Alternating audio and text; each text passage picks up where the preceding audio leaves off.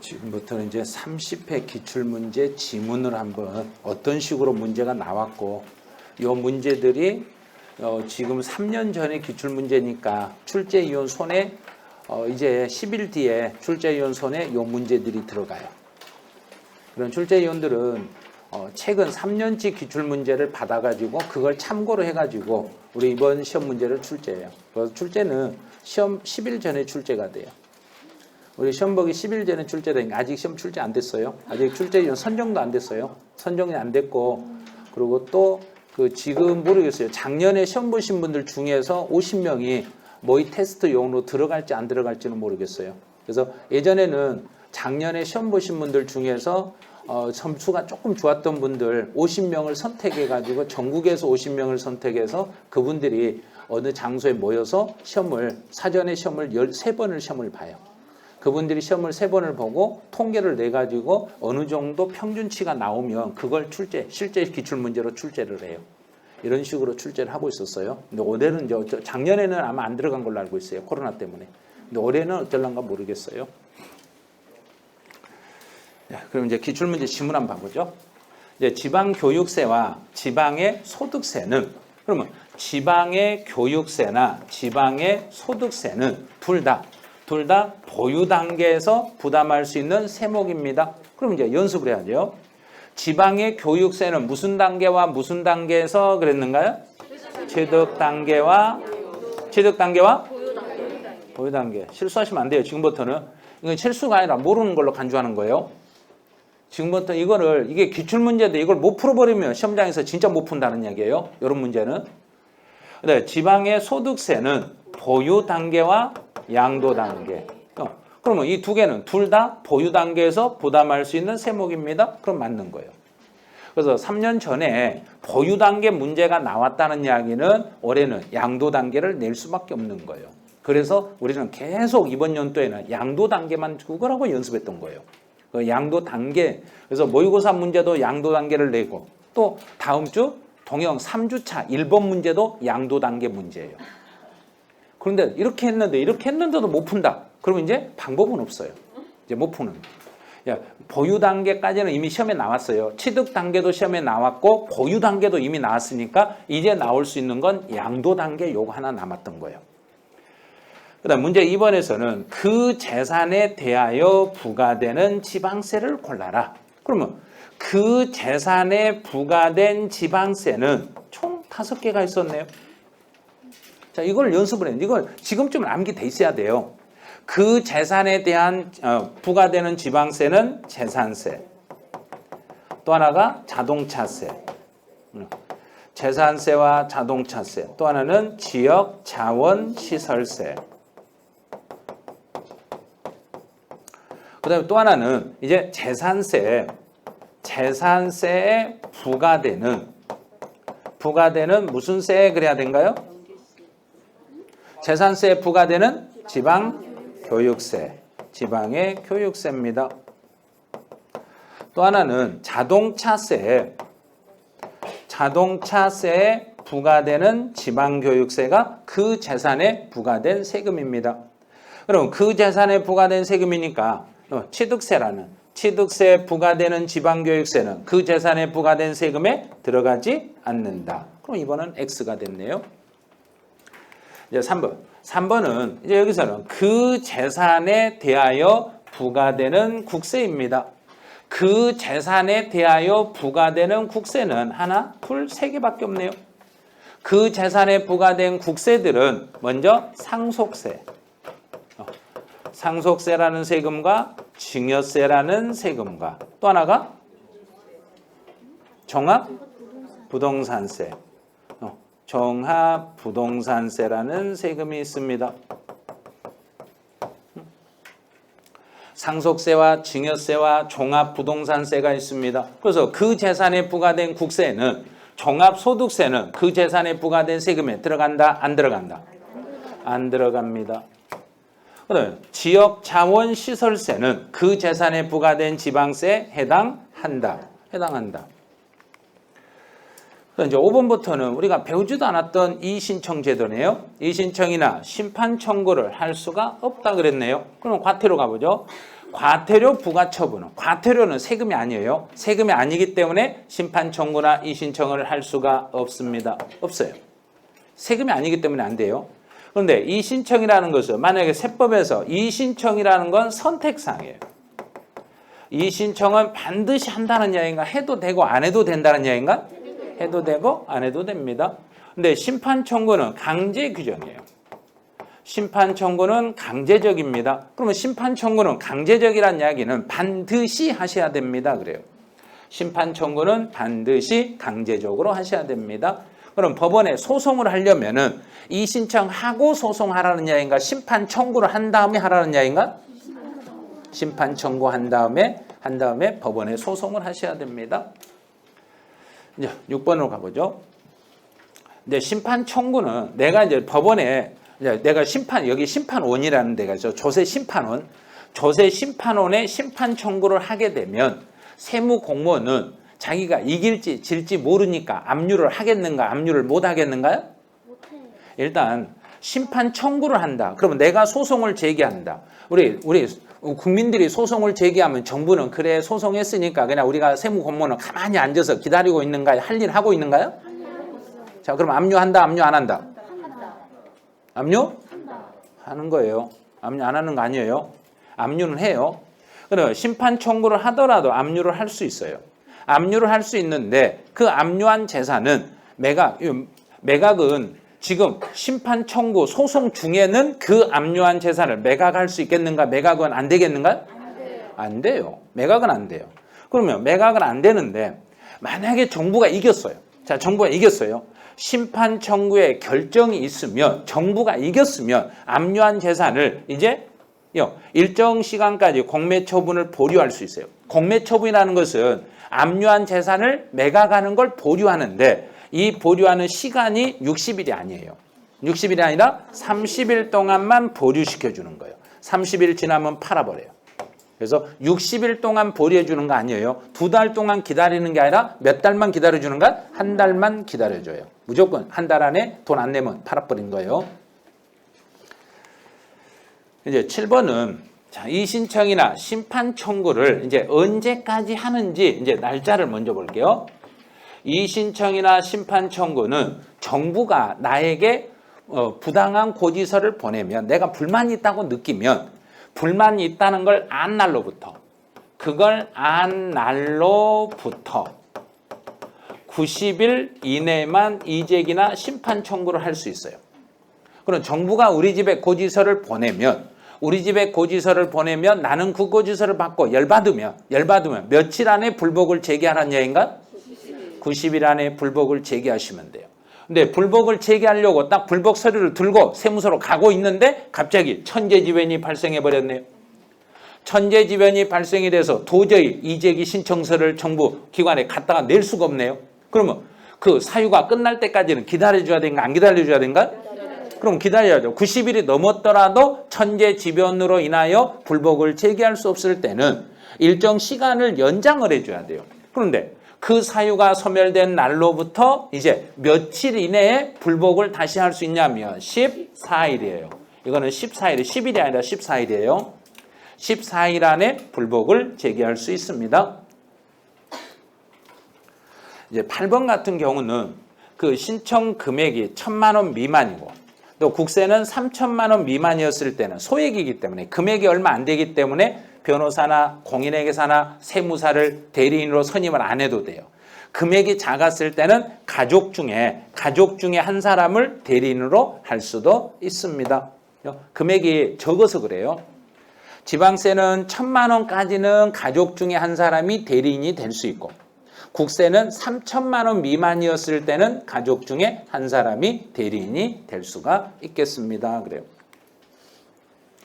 이제 9번 같은 경우는 이제 여기서는 각하라는 사유와 각하하고 기각하고 인용하고 요 세 개 단어를 아는가를 물어보는 거예요.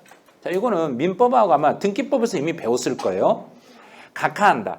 각하라는 것은 어떤 경우에 각하 처분하던가요?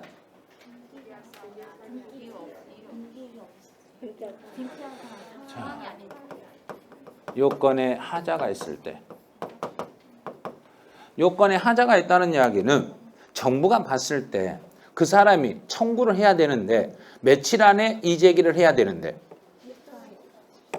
자, 며칠 안에 이의제기를 해야 되는데 그걸 한 날로부터 90일. 90일 안에 이의제기를 해야 되는데 90일이 넘어서 이의제기를 하면 그 하자가 있는가 하자 없는가요? 하자 있죠. 하자 있으니까 이 경우는 기각한다, 각하한다. 그거는 각하. 그거는 서류 검토도 않고 각하. 그래서 아침에 우리 10월 29일 날 아침 9시 반까지 입시를 안 하시면 입시를 안 하시고 10시에 가서 문 열어주세요. 그러면 문 열어준다, 안 열어준다.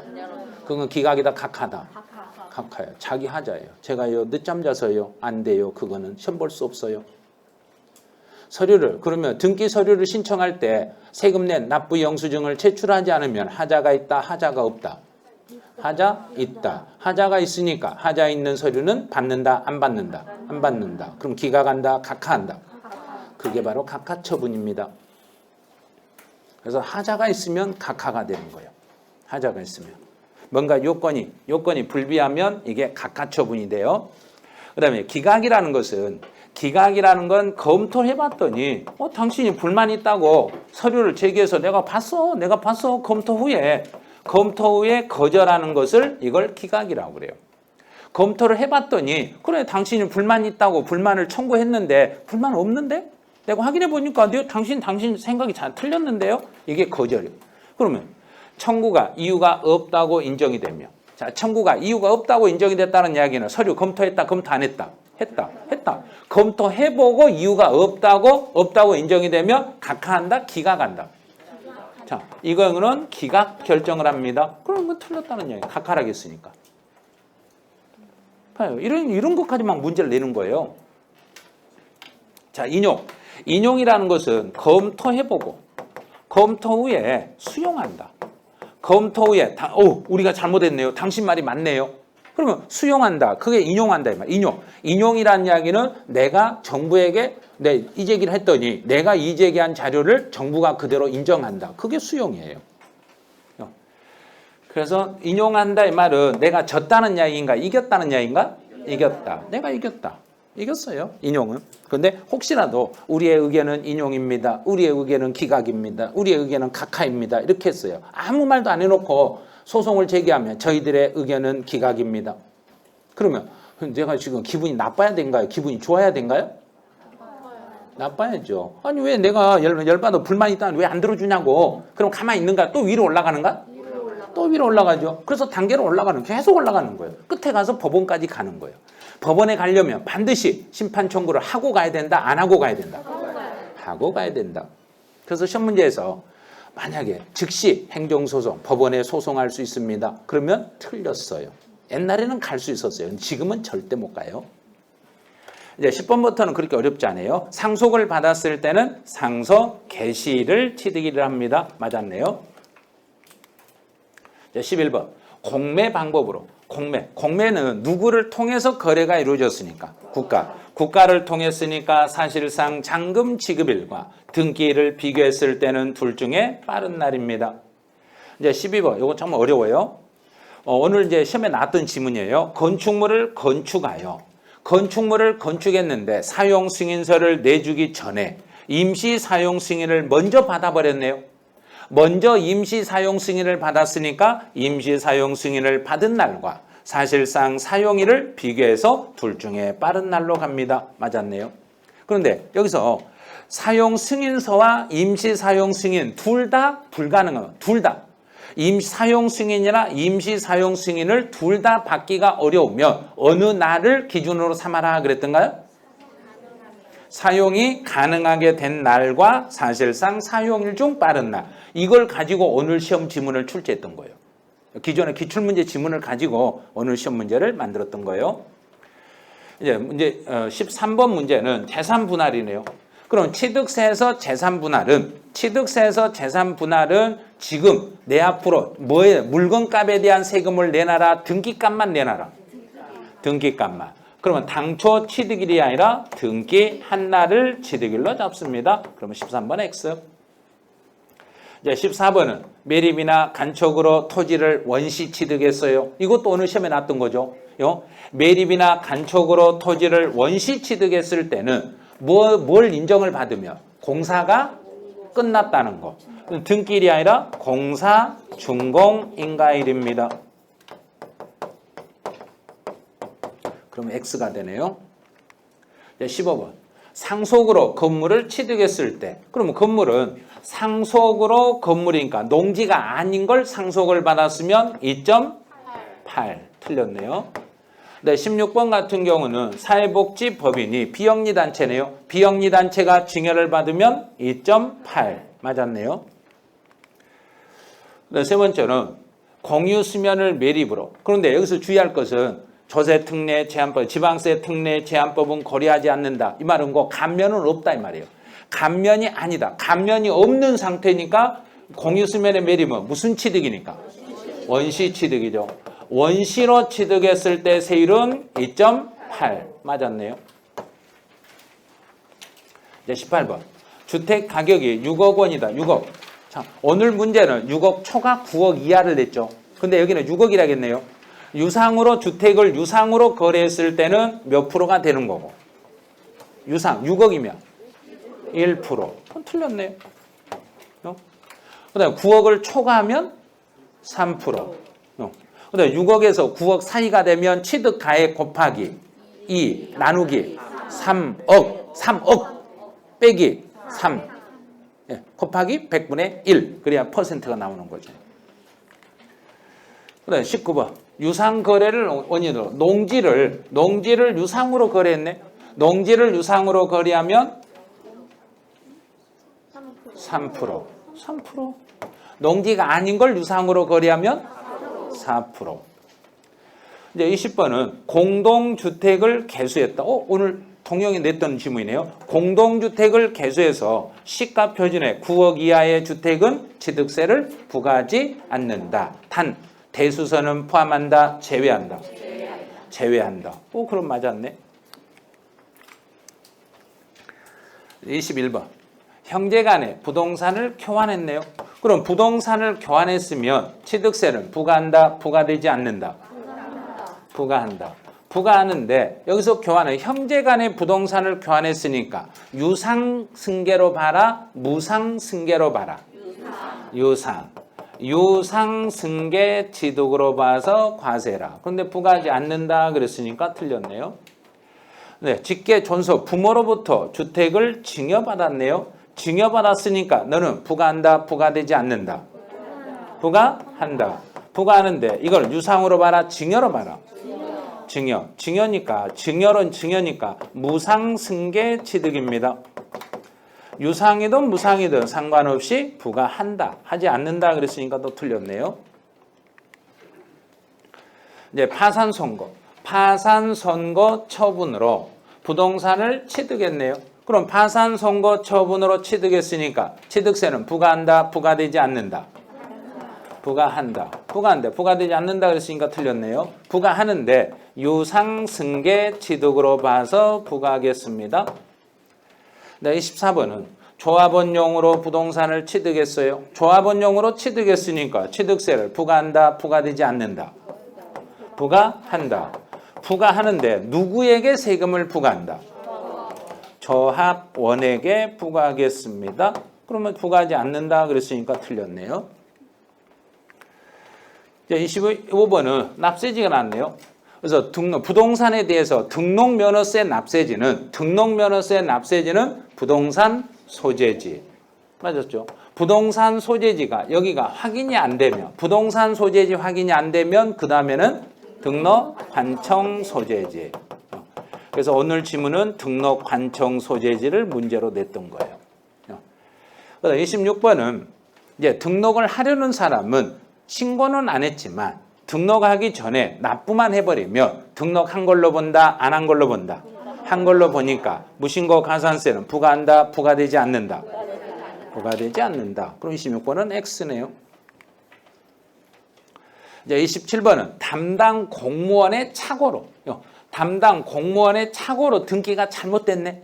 그러면 담당 공무원 정부에서 잘못했으니까 정정을 하더라도 등록면허세를 부과한다, 부과되지 않는다. 부과하지 않는다. 맞았죠? 이제 채권 금액을 과세 표준으로 정할 때는 채권의 목적이 된 것이나 채권의 제한의 목적이 된 것을 채권 금액으로 한다. 맞았죠? 맞았는데 여기서 채권 금액을 과세 표준을 하는 거 5개 있었죠. 어떤 거 5가지였던가? 저당권, 가압류, 가처분, 경매 신청, 담보, 가등기. 됐죠? 이 정도면 충분히 아실 거예요. 그다음 29번은 이제 도시 밖에서 도시 안으로 들어오면 등록면허세는 몇 배로 중과세하는데? 3배. 3배인데 은행은 중과세한다, 중과세하지 않는다. 자, 하지 않는다. 맞았네요. 너무 어려운 게 아니에요. 다 지금 이 지문은 풀 수 있는 문제들이에요. 근데 별도합산, 재산세에서 별도합산 대상이 되는 토지는 세율을 무슨 세율을 적용한다? 초과 누진세를 적용한다. 맞았네요. 그다음에 31번은 분리과세 대상이 되는 토지는 무슨 세율을 적용하고? 비례세율을 적용합니다. 맞았네요. 32번. 여기 오늘 시험에 냈던 거죠. 공장용 건물은 무조건 건물은 무슨 세율을 적용한다? 비례세율을 적용한다. 맞았네요. 그다음에 33번은 주택. 별장을 제외한 주택은 초과 누진세율을 적용합니다. 맞았네요. 건축물에 대한 재산세는 무조건 건물은 몇 월달? 7월달. 7월 16일에서 7월 31일. X 틀렸네요. 이제 35번은 여기에 이제 올해 법이 개정된 내용으로 바꿔서 나올 수 있다고 그랬어요. 공부상의 내용과 사실상의 내용이 달랐을 때는 사실에 따라서 부과해라. 공부상에 따라서 부과해라. 사실상 현황에 따라서 부과하겠습니다. 틀렸네요. 36번은 엄청 조심하셔야 돼요. 36번은 계속 문제 나오는 건데 아차는 순간에 틀리게 돼 있어요. 주택에 대한 재산세를 계산할 때는 주택별로 계산해라. 납세자별로 계산해라. 납세 의무자별로 하면 안 돼요. 주택별로 계산하는 거예요. 주택별로 계산하시고 관할 구역에 있는 주택, 자기 관할에 있는 주택을 전부 합산하여 계산한다. 구분하여 주택별로 계산한다. 주택별로 계산하는 거에 합산하면 안 돼요. 주택별로 계산하겠습니다. 이렇게. 그러면 X 틀렸어요. 이거. 36번이 상당히 까다로운 지문이에요. 37번은 이제 물납이네요. 물납은 1,000만 원을 초과했을 때 자기 관할 구역에 있는 관할에 있는 부동산으로 물납을 신청할 수 있습니다. 맞았네요. 38번 같은 경우는 이제 공정시장 가액비율이네요. 주택에 대한 공정시장 가액비율은 70%가 아니라 60%. 단 1세대 1주택이면 45%. 네, 지방자치단체가 1년 이상 공영이나 공공용으로 사용을 했네요. 1년 이상 공영이나 공공용으로 사용을 했는데 단 유료로 사용했네. 정부가 나에게 돈을 주고 사용하고 있으면 나는 세금 안 낸다? 낸다. 부과하지 아니한다 그랬으니까 틀렸네요. 40번도 많이 틀리시더라고요. 보니까 농어촌 공사가 농가에게 공급할 목적으로 소유하고 있는 농지가 되겠습니다. 이제 농어촌 공사가 농가에게 공급할 목적으로 보유하고 있는 농지는 요거는 세금을 부과한다, 부과되지 않는다. 부과한다. 하는데 단 분리과세로 부과합니다. 분리과세로 과세하는데 0.07%로 과세하겠습니다. 그래요. 근데 부과하지 아니한다 그랬으니까 틀렸어요. 부과하지 않는 게 아니라 부과하는 거예요. 그래, 41번은 제방은 원칙적인 제방은 비과세예요. 비과세인데 특정인이 전용하는 제방은 과세예요. 특정인들이 전용하는 건 과세. 일반적인 제방은 비과세. 여기는 특정인이 전용한다 그랬으니까 부과한다. X가 돼요.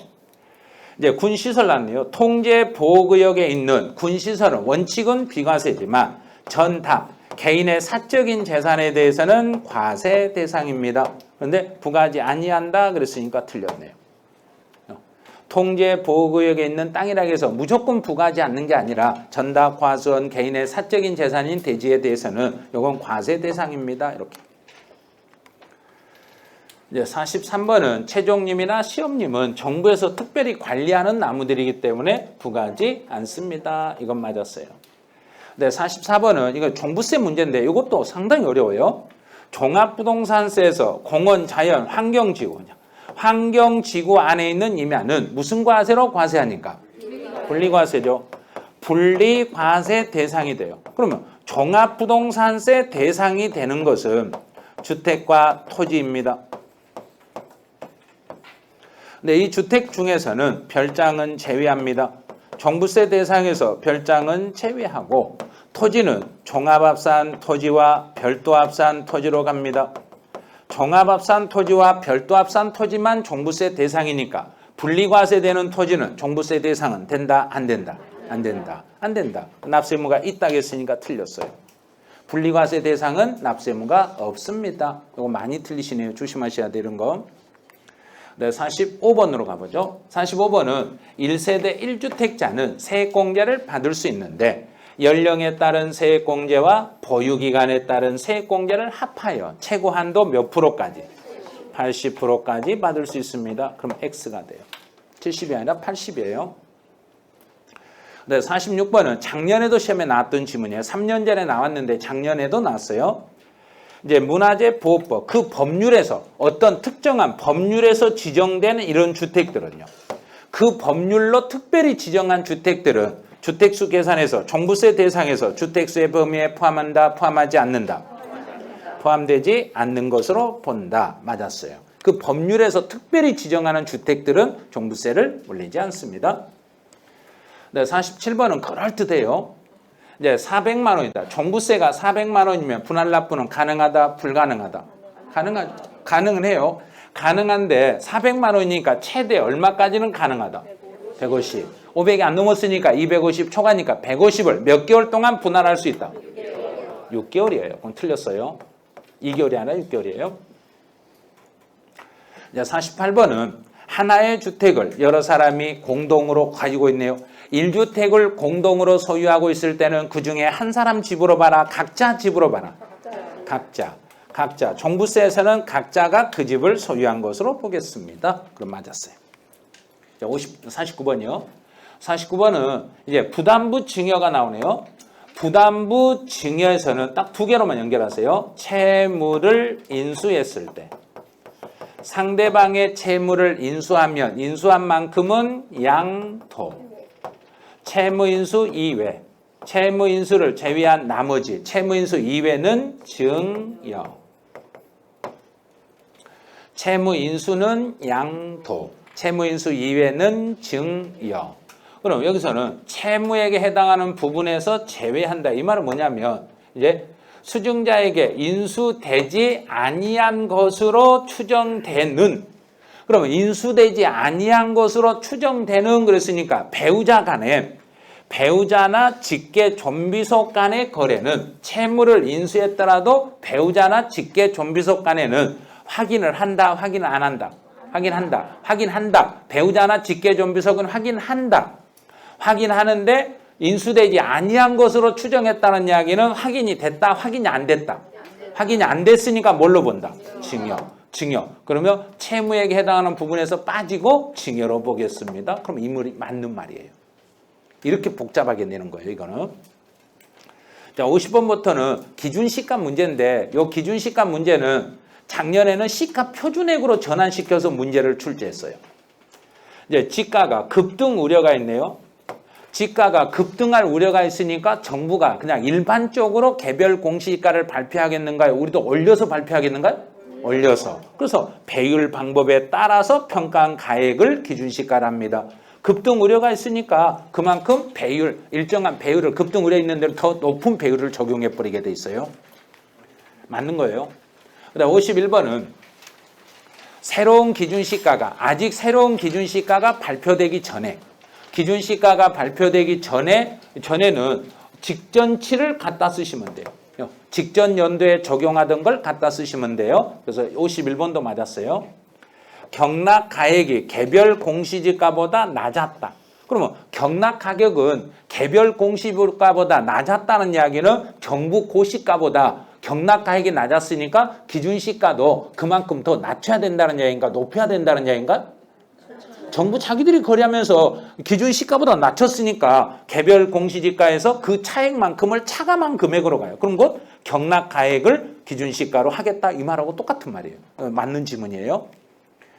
그다음에 53번은 요거는 조금 더 주의하세요. 취득할 수 있는 권리. 그럼 아파트 분양권 같은 경우는 기준시가를 지금까지 불입한 금액에다가 프리미엄 상당액을 더한 금액을 말해요. 프리미엄 상당액을 더한 금액을 기준시가라고 그래요. 그럼 이건 틀렸네요. 지금까지 납입한 금액을 그랬으니까 틀린 거예요. 납입한 금액에다 피까지를 포함한 금액을 기준시가라고 합니다. 54번은 오피스텔에 대한 기준시가는 국세청장이 매년 1회 이상 고시하게 돼 있어요. 요거는 참고만 하세요. 나중에 오피스텔에 대한 기준시가 확인하려면 국세청으로 들어가서 확인하셔야 돼요. 이런 것들은. 55번 여기서부터 이제 세율 문제네요. 보유기간이 1년 이상 2년 미만인 등기된 건물이네. 그러면 토지 건물이면 1년에서 2년 사이면 몇 프로? 40%. 맞았네요. 보유기간이 1년 미만인 조합원 입주권. 조합원 입주권은 1년이 안 됐으면 70%. 맞았네요. 57번은 1년 이상 2년 미만인 분양권. 분양권은 1년 넘었으면 60%. 틀렸네요. 이제 비사업용의 토지고 2년 넘었네요. 그럼 비사업용은 6에서 45%에다가 플러스 몇 퍼센트를 더하냐면 10%를 더해요. 10%를 더하니까 16에서 55% 세율이 됩니다. 이렇게 돼요. 근데 여기서는 과세 표준이 1,200만 원이네요. 1,200만 원 정도 됐으면 금액이 큰 금액인가 적은 금액인가? 책을 접죠. 그러면 16% 되겠네요. 그래서 16% 맞았어요. 이거 엄청 어려웠던 지문이에요. 그때 당시에 이 문제를 출제하면서 이 문제는 복수정답 처리가 돼버렸어요. 비사업용의 토지가 무조건 비사업용의 토지를 시험에 내면 단서조항을 한 20줄 써줘야 돼요. 안 쓰면 무조건 복수정답이에요. 그래서 그때도 그걸 안 써가지고 복수정답 처리가 돼버렸어요. 예외적인 규정이 또 많거든요. 여기는. 그래서 이 세율에서 비사업용의 토지는 거의 출제를 못해요. 그런 것들은. 네, 59번 문제는 이제 미등기네요. 미등기 상태로 물건을 팔면 세율은 70%. 맞았네요. 자, 60번. 60번은 국외 소재, 외국에 있는 물건은 우리나라에서 몇 년 살았던 사람만 세금을 낸다. 5년. 맞았네요. 5년 살았던 사람만 세금 내시면 돼요. 환차익. 환차익. 올해 조심해야 될 거예요. 환차익은 환율 차이로 인한 이득이기 때문에 환차익은 양도소득 범위에 포함한다, 포함하지 않는다. 포함하지 않는다. 맞았네요. 예, 62번은 국외자산을 양도할 때 양도가액은 원칙은 실거래가로 계산해라. 그 당시의 현황을 반영한 시가로 계산해라. 그 당시에 현황이 아니라 실거래가가 1번입니다. 맞았어요. 그 당시에 실지 거래가액으로 계산하는 게 원칙입니다. 실거래가로 계산하는 게 원칙이고. 자, 두 번째요. 실거래가 확인이 안 되면 그 당시에 현황을 반영한 시가로 가는 게 두 번째예요. 실지 거래가액으로 계산하는 게 원칙이고 실거래가가 원칙이고 실거래가 확인이 안 됐을 때는 그 당시에 현황을 반영한 시가로 가겠습니다. 이렇게. 자, 63번이네요. 63번은 국외자산을 양도했을 때는 장기보유 특별공제는 받을 수 없다. 틀렸네요. 64번. 이제 국외자산을 양도할 때 양도소득 기본공제는 받을 수 있다. 맞았네요. 64번은 맞았어요. 자, 65번. 여기서부터도 또 특이한 지문들이에요. 이제 농지라는 것은 우리 양도소득세에서 농지라는 것은 논밭 과수원으로서 실제 경작에 사용되는 토지를 농지라고 그래요. 실제로 농사 짓고 있는 땅을 농지라고 그래요. 그러면 농지 옆에 붙어 있는 것들도 싸잡아서 농지라고 할 수 있겠는가? 있어요. 농업 경영에 필요한 농막이나 대비사나 양수장이나 지소나 농도나 수로도 이것도 전부 포함해서 농지라고 하는 거예요. 뭔 말인지 몰라도 돼요. 뭐 농막 알아보면 뭐예요 저거. 농막 그러면 잘 모르겠으면 과수원의 옆에 붙어 있는 거 뭔가요? 과수막. 그게 농막이 아니라 원두막. 똑같은 거예요. 우리 논이나 반 옆에 보면 농기구를 보관할 창고 조그맣게 뭐 만들어 놓은 게 있잖아요. 그게 농막이에요. 그런 게. 그 다음에 이제 퇴비사는 다 알죠? 냄새 나는데 싸놓는 거, 그 퇴비사. 그것도 농지란 이야기예요. 그 다음에 양수장, 또 지소. 지소가 뭔지 알죠? 지소요. 아니요, 제가요, 어렸을 때요, 제가 살 때요, 지소요. 그러면 경찰서라고 생각했는데. 경찰서가 아니라 여기는 물 웅덩이, 물이 고여있는, 땅에 물이 고여있는 웅덩이. 그게 지소예요. 예를 들어 우리 논 옆에, 논이나 반 옆에 보면 그 물을 옆에다 조금씩 웅덩이 같은 게 있잖아요. 그런 것들, 그걸 지소라고 그래요.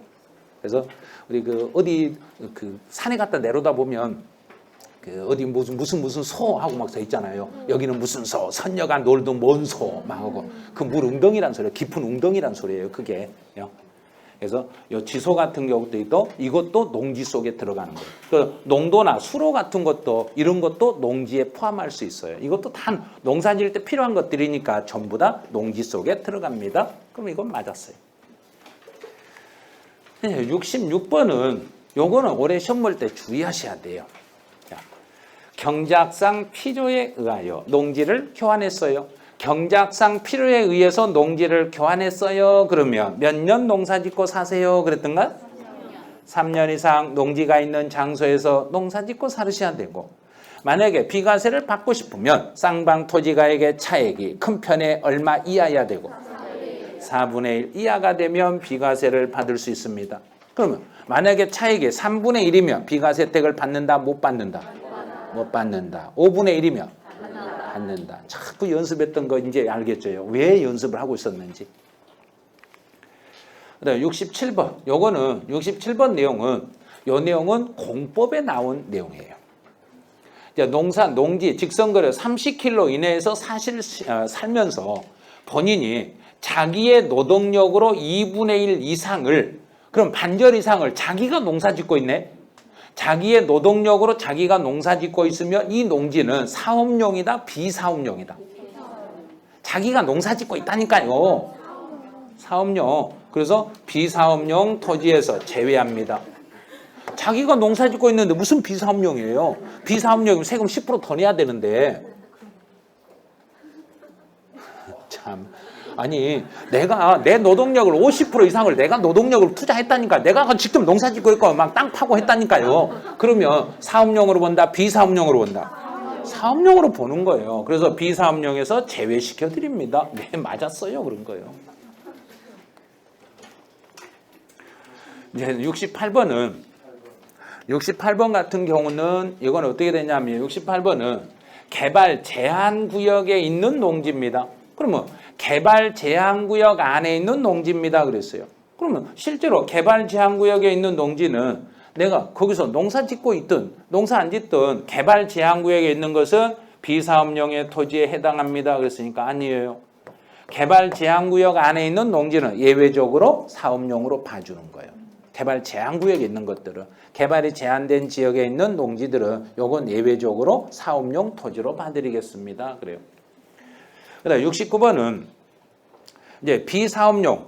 그럼 비사업용의 토지를 판정을 할 때는 이제 세법에서 판정할 때는 무조건 양도소득세에서 판정할 때는 공부사항에 따른다, 사실에 따른다. 사실상 현황에 따르는 게 원칙입니다. 사실 판단하는 게 원칙인데 만약에 사실 판단이 불가능하면 그때는 뭘로 가면 되고 공부사항으로 갑니다. 이렇게 가는 거예요. 그래서 원칙은 사실 판단하시고 사실 판단이 불가능하면 공부사항으로 판단해야 됩니다. 그러면 맞았어요. 자, 여기까지 해서 이제 30회 기출문제를 다 풀어봤어요. 그럼 이제 오늘의 마지막 멘트가 나오면 수업이 끝나겠죠. 이제 오늘은 뭐 봐봐요. 행복해지고 싶으면 행복한 사람처럼 행복한 행동을 하시면 됩니다. 그래요. 저렇게 하시면 돼요. 그냥 시험에 잘 맞고 싶으면 시험에 잘 보는 사람처럼 행동하시면 됩니다. 이러면 돼요. 그냥 간단해요. 제일 좋은 방법은요. 난 시험 잘 봤어. 그러면 되는 거예요.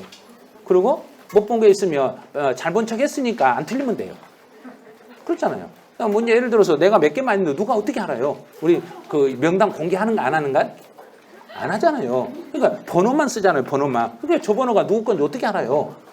볼 때 답안지 위가 100점짜리 있으면 눈으로 이렇게 보는 거예요. 위에를 본 것처럼 해놓고 밑을 보고 있는 거예요. 예? 제일 밑에서부터 보는 게 아니라 위에서부터 내를 찾는 거예요. 위에서부터요. 그러면 돼요. 그래서 다음 주에 오실 때는 이제 한번 1회차 동영 1주차, 2주차 지문들을 다 한번 읽어보세요. 동영 1주차, 2주차 지문을 전체적으로 다 한번 읽어보면 3회차 문제 지문을 풀 때는 다 똑같은 지문이라 금방 풀 수 있어요.